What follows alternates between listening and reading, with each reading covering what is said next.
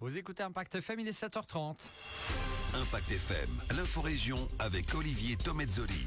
Le Malmédien Simon de Thiers au centre d'une tempête politique. L'opposition au Parlement wallon et à Malmedy s'interroge sur son cumul de fonctions en Namur à la présidence du SRAM tout en restant aussi conseiller communal. Visite de la cathédrale de Malmedy choisie comme église jubilaire dans le cadre de l'année sainte. On parle de ses trésors et de son histoire avec le doyen Vital dans ce journal. Et parade des 24 heures ce soir du circuit au centre de Spa pour lancer officiellement le long et beau week-end de ces 24 heures. Mercredi 25 juin, le développement des titres de l'info de l'arrondissement. Présentation Olivier Tomezzoli. Bonjour à tous. Cet accident, tout d'abord hier vers midi-quart, avenue Montbijou à Malmedy. Une jeune femme d'une vingtaine d'années a été renversée à hauteur du carrefour. Elle a été sérieusement blessée aux pieds et aux jambes. Ses jours ne sont heureusement pas en danger.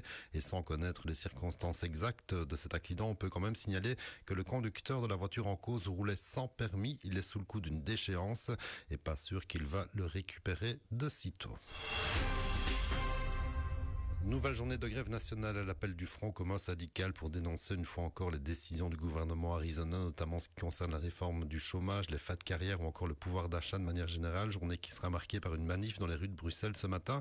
Des perturbations sont à craindre dans les services publics, notamment les transports, les lignes du TEC, alors que les aéroports de Bruxelles et Charleroi seront paralysés aujourd'hui.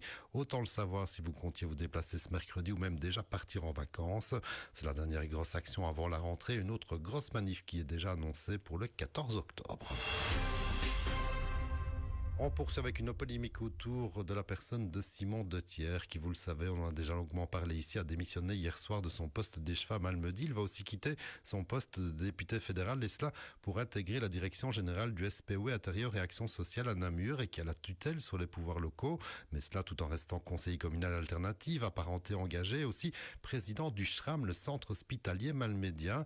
De quoi susciter de nombreuses interpellations et questionnements en séance plénière du Parlement wallon en début de semaine et de la part de l'opposition PS et Écolo, qui s'inquiète notamment que si le code de la démocratie locale le permet, cela n'est pas pour autant que c'est politiquement et éthiquement acceptable. Le risque de conflit d'intérêts perçu au réel est indéniable, ont dénoncé des députés de l'opposition, et même questionnement hier soir au conseil communal à Malmedy, où l'opposition ECM s'inquiète aussi du temps que Simon de Thiers pourra consacrer au SRAM. Il faut dire objectivement qu'un temps plein à Namur, en plus de la charge de président d'un hôpital malmédien en plein rapprochement et même fusion en cours avec le CHR Verviers, avec donc des enjeux énormes pour la région, pour l'emploi, mais aussi et surtout pour l'avenir d'un hôpital de proximité, a de quoi susciter des questions.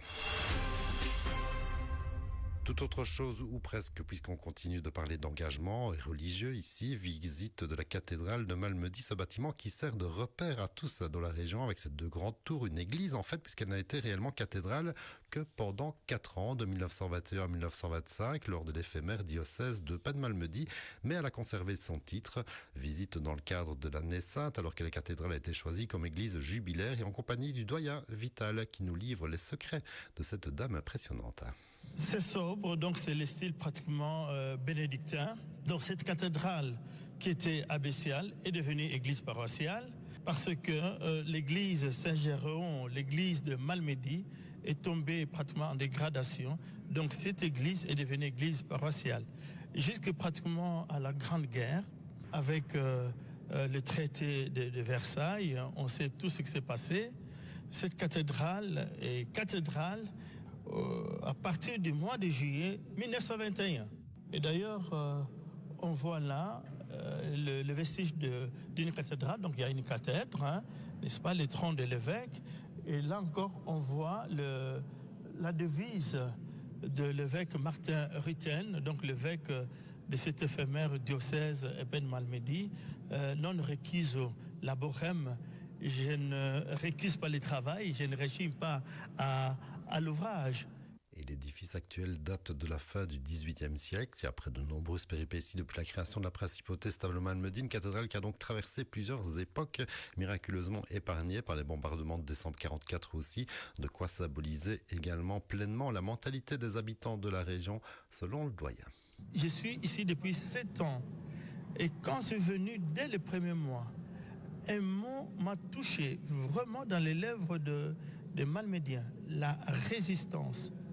Les gens de la région sont des Tchestou, ils ont appris à résister Voilà, finalement, l'histoire a fait que ce soit comme dans une balle de ping-pong.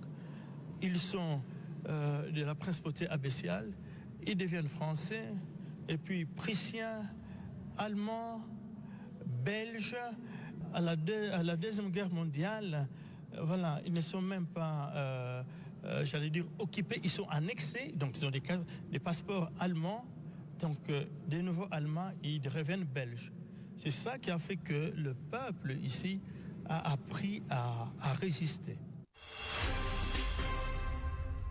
Et enfin, ce soir, c'est le grand rendez-vous de la parade des 24 heures, des dizaines de bolides, dont les 10 marques présentes sur la grille de départ du double tour d'horloge, départ du circuit à 18h, puis descente vers le centre de Spa via Malchamps. Rendez-vous pour le gros des troupes, si j'ose dire, dans le parc de 7h et la galerie Léopold. Rencontre avec les pilotes, papotes, autographes. On attend des milliers de spectateurs sur le bord des routes et à Spa pour ce grand moment. Retour au circuit sur le coup de 21h, de quoi lancer très officiellement le très long et très beau week-end qui s'annonce pour ces 24 heures, et nous, de notre part, on s'en réjouit déjà. L'info continue sur notre page Facebook Impact.